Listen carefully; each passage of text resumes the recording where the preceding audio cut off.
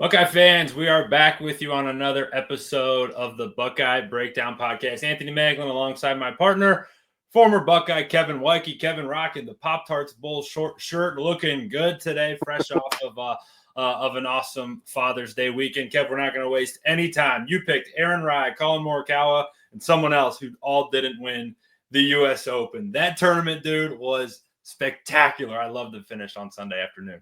It was a blast. Yeah, no, it was. I mean, JJ Spawn ending it like he did was awesome. Scotty, actually, I was right. I was more right than anybody else in this podcast. I said Scotty Scheffler wasn't even going to be in contention, which I was maybe wrong with that part, but he didn't win, which I figured he wouldn't. But, I mean, he was right there. He missed several gimme putts on Sunday, but what are you going to do? Dude, when you're standing there, you got 40 feet to win the U.S. Open, and he went drained. Like, that is an all-time. That whole scene was out of control cool for JJ Spawn. I mean, yeah, the guys, whoever make that lab putter, whatever he was using, I mean, they had to be going nuts. That's an unreal advertisement for your company. Like, first time it's being used on the professional tour, and he sinks a 40-footer to win the U.S. Open, which is arguably the hardest major to win. I mean, it's crazy. Yeah, it was awesome. An awesome tournament. It was really cool for him. He fought back after that tough start. It's all been said. It's all been documented. But a really fun U.S. Open, and us too did not come home with any extra money here. But not a golf show. So we'll get into a little football, a little Buckeyes talk here as we work our way through the early parts of the summer. And Kev, where we're going to start tonight, or I guess today, is a conversation I had on another show that I do. Somebody who watches the show asked a question about how good, or I guess in that case, how bad one of the teams in the NFL is in terms of wide receivers, and made the comment that they would take Ohio State's wide receiver core over a handful of NFL wide receiving cores. And it got me thinking, because you look around and then you look at what Ohio State's guys are, and Jeremiah Smith, Carnell Tate, and Brandon Inniss at the top. And you just sometimes forget, maybe we're so used to it, or maybe I'm just so used to it now, that like this group at Ohio State is, for the 100th year in a row, it feels like a collection of just absolute generational talent, and one that we all are so excited to see take the field in the fall. I always am adamant about this take when people say, can this Ohio State team beat this NFL team? Or can this Alabama team beat this NFL team? The answer is no. Like, never in a million years will a college team be able to beat an NFL team in any capacity. An NFL team has 22 of the best players from each school starting on their team. It's like a college all-star team playing a regular one.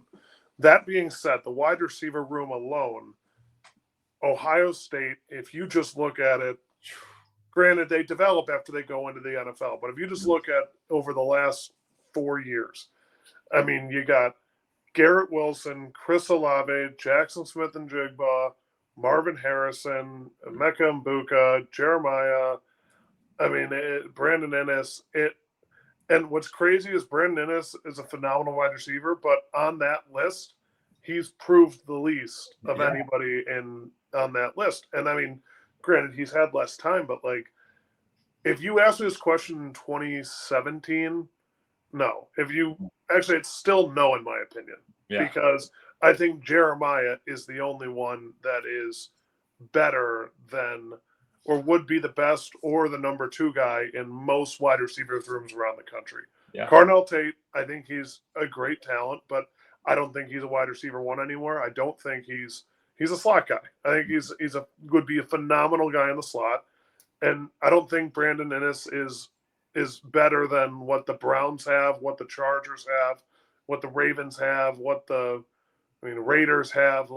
Granted, these aren't great wide receivers. I'm not sitting here telling you they're really, really good, but I just think that the Jeremiah Smith and Ohio State, and like I said, I'm not here to just keep boasting Ohio State the whole time. I'm going to be honest. You do keep it fair. You do keep it between. Yeah, I try to keep it all the time. Yeah, and it's an interesting conversation because like I think a really good thought on it is Marvin Harrison, right? Like when he was in college, it felt like he was a can't miss guy, and he even had conversations about being one of the top 2 or 3 picks in the draft that when he went. But he goes into his rookie year, and it is a hard adjustment, and he kind of showed that definitely early on in the season, and he definitely picked up on it. He's going to be an absolutely fine and borderline great NFL receiver if he doesn't continue to take those next steps. But it was a fun conversation. It was the Browns, and we went side by side. It was Jerry Jeudy or Jeremiah, and you're like, I don't know. You're taking Jerry Jeudy probably, and then you're taking either Cedric Tillman or Carnell Tate, and you're like, not sure on that one. That may tip one way. And then you're looking at number 3, and you're looking Deontay Johnson or Brandon Ennis. You're like, I don't know about that. But you go Jeremiah or Cedric Tillman. I'm taking Jeremiah. Right. I think Jeremiah is 2 on that list of 6 you just said. I think it goes Browns, Ohio State, Browns, Ohio State, Ohio State. Yeah. I think that's how I would rank that because I think Deontay Johnson has shown that he can dominate in the NFL. Cedric Tillman is Cedric Tillman. However, if I'm picking between Cedric Tillman and Brandon Ennis against NFL DBs, I'm taking Cedric Tillman. That's true. He's played more downs there, but also he's just a bigger, stronger, faster guy. It is. It's always a funny conversation though. Like you started at the top, like when teams, and it doesn't happen that much anymore because I think that's kind of gone to the wayside a little bit. But when people used to say like, "Oh, this Alabama team would beat," well, it was in our case it was the Browns, but like, and you're like, all right, they're all professionals, and these are while they may not be very good on the pro level. They are still they still were the best players on their college team. So it's always always a funny conversation to have. But regardless, it is funny and it's amazing to look at what Ohio State's wide receiver room has been over the past couple of years. It's certainly been well documented, but every year it seems to be one after the other. And I put it on the title graphic, and you just look at Jeremiah, Carnell, and Brandon Ennis, and you're like, shit, excuse me, but like you could put me at quarterback, and Ohio State would be winning football games. Like those guys are unbelievable, and that kind of leads us, Kev, to our next conversation here, and that is talking Heisman Trophy. So there's a story that's going up on our site, SI.com/college/Ohio State. It's actually hitting right below me right there. Go check it out. One of our team members put one up here talking about. Now's the time for Ohio State to get their first Heisman Trophy winner since Troy Smith, and they're going to have 2 really good options. It's either going to be Superman that plays wide receiver number 4, or Julian Sain, who's going to be I guess getting a lot of. He's going to have huge stats because he's going to be throwing to the best receivers in the country. And Kev, it certainly does feel as we sit here in June that we are going to be talking Heisman Trophy potentially for one of the Buckeyes coming up here in the fall. Yeah, I think you have your – I might be wrong here, but I think you have your names mixed up. I think you meant to say Max Clare there for Heisman. This is a pro tight end podcast. They're very pro. People forget how pro tight end this podcast is. Yes, I think that, obviously Jeremiah, he's going to be great. I mean, I think he's got the third. He's trending as the 4th best, ranked number 4 in the Heisman rankings. Julian Sain's ranked number 6. So yeah, those are our 2 best options in terms of who they're predicting will win the Heisman. I don't see Max Clare on this list, so I don't know how reliable make a phone call. That is.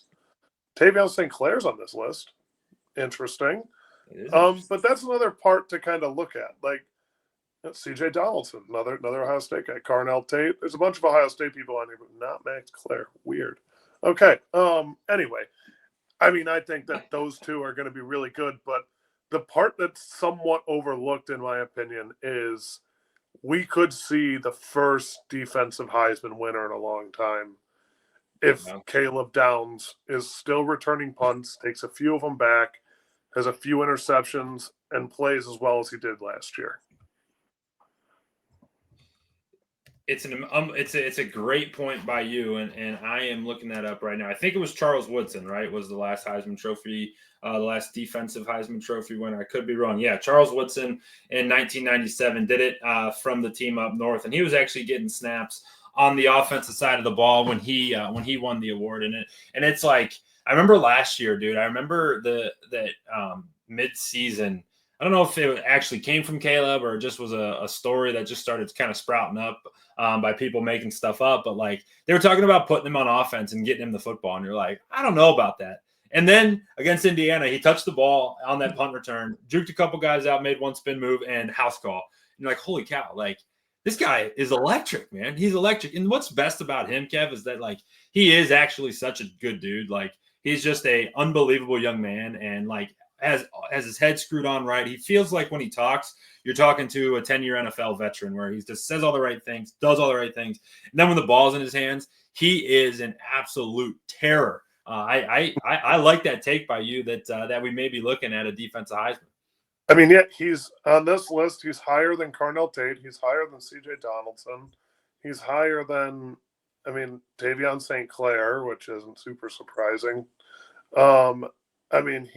He's higher than any other defender, I think, on this list. I don't know many other rosters. I won't sit here and tell you I know the entire NCAA like the back of my hand. I just know you need NCAA 26 to come out. I do. That'll help me a ton. No, that's just the reality of it. Like, we talk about the offensive side of the ball a lot, but him coming back on this defense is going to be a scary sight.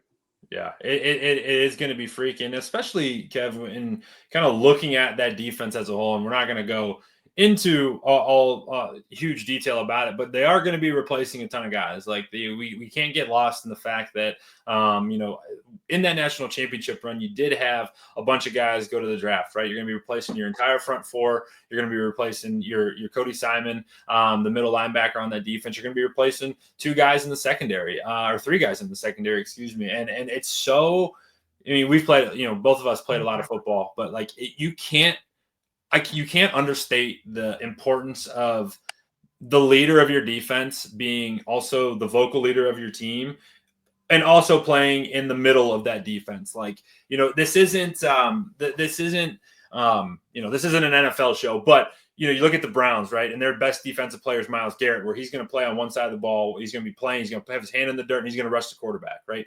That's so much different than the best player and the leader of your defense being on the back end of your defense and making sure everybody's lined up, everyone's doing all the right stuff, and making sure everyone's in the right places. I think that can't go understated as we start to look at what this defense is going to be like going into next season. Look at those old Miami teams. Like, it was Ed Reed back there. It was Ray Lewis as well, but like, Ed Reed was back there. You see those clips of him hyping up the defense before they run out the tunnel. Like, and then he continued doing it in the NFL. Like, he was one of the biggest leaders on that Ravens team. And that's just, when you have the guy who is considered the safety net, and one of our biggest outspoken leaders in our last season was Jordan Fuller, who still in the NFL, still playing good ball. Yeah. But he was a consummate pro, and that's just what he was. And you look back on my time there, like, my defensive leaders were, Josh Perry my first year, Craig Fada and Joe Berger my second year. Third year, defensive leaders, Chris Worley.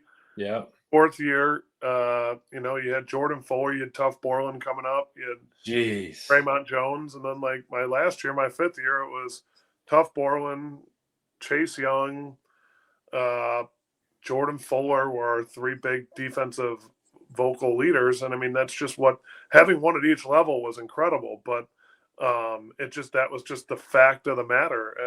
And look at what that team did. We kicked 3 field goals inside the 10-yard line to start the game against Clemson, but we were that was poised to be one of the best national championship games that never happened. Ohio State defense versus the LSU offense in 2019. What happened when you would line up against Draymond Jones and Chase Young? How did that go in the scout team? Well, it was interesting. No, it was funny. Me and Draymond lined up against each other for 8 years. For 8 years straight at Ignatius, and then but no, Chase was good. I had a really good pass set. My problem was my strength and hands weren't ideal.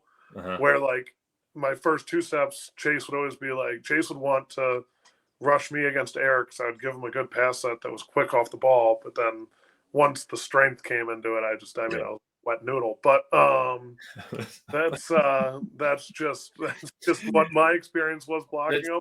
That's so cool, man. Though that you got to block both those guys, both greats, obviously at Ohio State, both really good in the NFL. But I don't think that your point's that far off, man. I think back to some of the more electric. You start talking about those Miami days with Ed Reed, and one of them that comes to mind is Tyrann Mathieu at LSU, where he was just so, and he was a little bit more. I think Caleb is like incredibly sound at defense, at his position on defense. I thought Tyrann was like always, and we were younger then, but his highlight reel speaks for itself. He was like, get the ball at all costs and take it to the end zone. He was so good at it. And I don't think that's Caleb's game. However, like Caleb does have that ability to just like change games on the blink of an eye, but also, dude, like, even just stop, like even making what should be a 5-yard run, a 2-yard run, and those like hidden yards, because he gets to the ball. He doesn't miss tackles. I'm getting fired up now because I'm just thinking about how fun it is to watch him play safety, and unbelievable that like he's a part of this defense. And I don't think you're far off, dude, that his name's going to get thrown around when it comes down to Heisman time there at the end of the season. I mean, yeah, like, I'm just thinking back on unbelievable safeties. You got Troy Polamalu. I mean, USC was actually commendable back when he was playing there.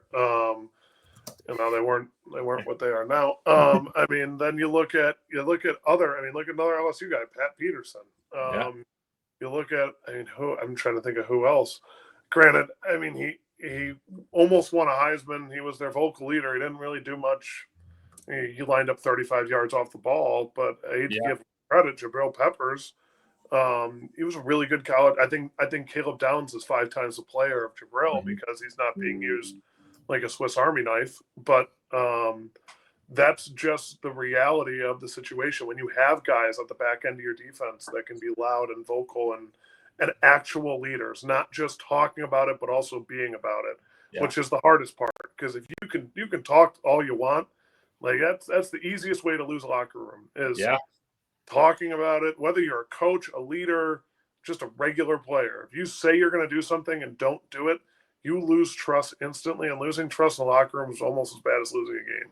Dude, that's the worst thing. And like, guys can see right through that, especially, dude, like in Caleb's situation last year, he's coming in, he's a new guy on the team. Like, obviously all the hype is surrounding him. He was the best player at Alabama and the best defender in the SEC his sophomore year. But you come in and, you start saying stuff or talking a little bit, and there's a lot of leaders in that room. A lot of the old, like, look at that team. Like, imagine if he lost the trust of Jack Sawyer or Cody Simon or any of those guys, right? Like, that's a whole different story. But it just, I think, goes to show like how much of a pro he is and how he approached everything to do with last year that put him in a great situation. And now he's your dude. He's your guy that everyone's going to look to, and he's a damn good one at that. So whoever's going to win the Heisman, whether it's Julian, whether it's Jeremiah or Caleb, I think it's 3 good options to get that Heisman Trophy back in Columbus and get us having fun watching that all year long. So, Kev, we're going to wrap our show on something fun here because there's a lot of other Buckeye news, right? We're more of a football show here, but there is a ton of different stuff that went on this week. And I think the first place we got to start is we already talked a little bit about the U.S. Open, but it was unbelievable. I don't know. I followed Maxwell Moeglin just because I knew one of his cousins I played basketball against for a while coming up. So I've always followed Max. And the fact that before I even woke up, got out of bed in the morning, his name was on the leaderboard because he had the most miraculous shot you'll ever see at Oakmont on the first hole. Was unbelievable, dude, and it was such a cool start to the Open for him. Yeah, I don't even think he saw it. I think the way Oakmont was lined up, he hit it and then couldn't see it, and then heard the reaction and then celebrated. I didn't even realize he was playing in it. I won't even lie. I didn't even. I mean, I knew that. Who was the lineman that played golf? Basically, it looked like a lineman who played golf. Transferred from JMU. I'm not sure. He has the long hair. He plays Neil Shipley. Okay. Oh, Shipley. Wait. He was a lineman? No, he's built like a lineman. Oh, built like a lineman. Yes. Okay. Yeah. No. He was an Oakmont member and didn't even make the tournament. But that's who I was expecting the Buckeye to be. But then Max comes out of nowhere. I'm happy for him. That was awesome. It was really cool. Max graduated was a part of the 2023-24 Ohio State golf team. He's from Greene, Ohio, so he's down my neck of the woods, down in the 330, but was really, really good as a Buckeye. Two-time All-American. He was third team in 2022. He was second team in 2023. He was all Big Ten, all 4 seasons that he played in. So he was second team in 2021 and 2024. He was a unanimous first team member in 2022 and 2023. And that was his second U.S. Open that he qualified for, which is pretty cool. It's cool to see an Ohio kid in the mix. In the mix at the Open doesn't count. It's cool to see an Ohio kid in the Open because it is golf's hardest test. So that was pretty fun for Buckeyes all around. All right, Kev, the next fun news. I want to hear your opinion, and I know you're going to give me the truth. What were your thoughts on Ohio State's new basketball court that they just released the other day? And if you haven't seen it, you're going to see it for the first time here. They go gray. They go gray on scarlet, gray in the interior with the two different middles, with the black O and the script Buckeyes. I want your take on this right away here. This is a fresh. I don't hate it as much as I thought I would. Yeah. I just hate that we play in the shot.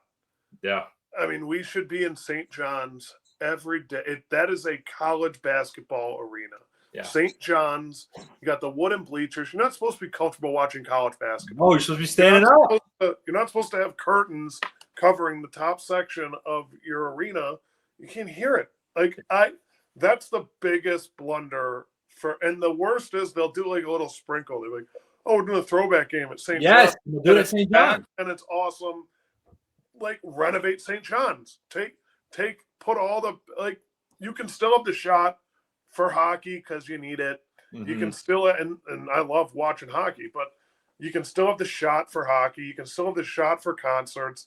It's still a big venue, but there's no way you could fit that more people are able to fit in the shot for a regular season basketball game than there are and I'm not saying the big games, obviously the big game, you can have in the shot maybe, or you charge more and have it in St. John's and make more money anyway. I was a business. I mean, I got a business degree, but you know a thing or two. I can't be the only one thinking that. I do. I don't know why. I might get some heat for this. Who knows? I mean, I don't know how much heat we could get. But it's just the reality situation. This, it should be played in St. John's. Bring back St. John's. The shot is a phenomenal complex. Beautiful, top to bottom, state of the art, awesome. All the practice stuff, all the game ready stuff, that gets you right. Tubs, everything, locker rooms, fantastic. Our facility in Columbus there's a reason we don't practice at the shoe. Yeah. Beautiful thing called the Woody that's just around the corner. Mm-hmm. Practice at the shot, get all your stuff done there, and then play your games at St. John's. It'll make it more impactful for the players. It'll make it more impactful for the students that go, the fans that choose to go. It would change the environment too, because oftentimes you watch an Ohio State game and Ohio State basketball game, and it feels like a dead environment. It feels like not loud, not your stand. You watch a Duke game and it's crazy, and it's the kids are up and they're jumping, and it just feels like you don't get that environment inside the shot. I never thought of it like that the way you are, but you make a really good point there that it could be really helpful for the environment as a whole. I think it would be. I mean, it's not OU versus Bowling Green. It's Ohio State versus Purdue. Yeah. And you can't see anybody. It looks good on TV. It looks aesthetically pleasing. Love it. You know what? Great. Maybe that's why they don't do it anymore. But, I mean, maybe this court is too small. I don't know. I mean, I just think it's so dumb. Looking at Cameron Indoor, looking at whatever they called UNC's stadium. Like, I don't care enough, but you can tell I don't watch much college basketball outside of March Madness. It's not Ohio State playing.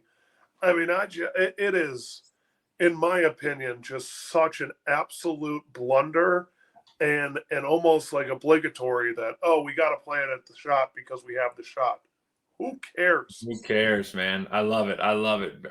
You're preaching, and I hope it gets heard, because that'd be something here. But the Buckeyes do release their new court, so Kev, maybe that's an olive branch. If anything, that's for you. It's like, hey, I'll give you a new court. Maybe that'll be good. No, I don't think it will be. I do not think it will be. All right, Kev, we're gonna get out of here on this. Game 6 or Game 5 of the NBA playoffs or the NBA Finals was last night. We don't know we're recording this early. We don't know who won the game. Looks like you have an opinion on this. Who do you think is going to win the NBA Finals? Oh, I could not care less about it. I hope the Thunder win. But you'll never know. Just because they're probably the best team, and I won't have to hear it from Pat McAfee if they do. Because I know that'll just dominate my Twitter and my Instagram. I mean, I do not want to see Halliburton win this championship. He is not my kind of guy. I'm more enthralled with, the Stanley Cup playoffs is unbelievable right now. Okay, all right. Like, it has been nuts. The Panthers blew them out. Dude, thumped them, pounded them. But the Oilers have shown that they can battle back, and 3-2? Yep. 3-2. They're already in a better state than they were at this point last year. Yep. I mean, they're actually right back to where they were, but they lost the first 3 and they'd won 2 I would love to see that go to 7 games just because playoff hockey is that good. It's the best. It is absolutely positively the best. It's the best product in all of sports. And I could not agree with you more. I don't know how they're going to do it. They're getting Skinner back in goal. I think that's going to be big for them. But the Panthers are just so freaking good. They do not stop. They every one of their lines is so much better, it feels like, than the Oilers. But they can find some magic in a bottle. Hopefully they take it to 7. All right. Since we're just doing a quick whip around here, Kev, do you get into the NCAA baseball tournament at all, or no? I saw the no-hitter. No-hitter. Shout out my buddy Dom, who plays for Miami, Ohio. I think they're way out of it, but that's the last live pitch I saw of the College World Series. Well, Coastal Carolina is Coastal's on the verge of making it to the championship game, or the championship series. So there you go. That's your little trivia nugget. Take that to work tomorrow. Yeah, good for the whatever they are, chickens, roosters. I'm excited. I do like watching clips of the College World Series, but the no-hitter was cool. I'm surprised they left him in that long, because usually they rotate pitchers every 3 pitches in college baseball. But I would want to go to Omaha for a World Series. I think that'd be a lot of fun to check that out. I think it would. It's funny, dude, because we're so used to watching MLB baseball now with the pitch clock and the pace of the game, and then you watch a college baseball game, and it's literally back to a baseball game in 2012 where it takes 4 or 5 hours to watch, and you're like, oh my God, it is brutal at times. But that season is coming to a close. So we're going to bring our show to a close here. A fun little conversation about what's going on at Ohio State. What are the other things going on for the Buckeyes all around? And we really appreciate you jumping in and joining with us. Excited for Friday's show. We're going to start taking a look more in depth at the season, at some of the opponents that Ohio State will be facing, and putting a little action on it, getting some wagers going our way between Kevin and I. So we're really excited and looking forward to that. And as always, we have you filled with content over on the website, si.com/college/Ohio State. So if you're here with us now, we appreciate you making us a stop when you're checking out all of your Buckeye content. So for my partner, Kevin Woidke, I'm Anthony Moeglin signing off for this episode of the Buckeye Breakdown podcast on Ohio State Buckeyes on SI.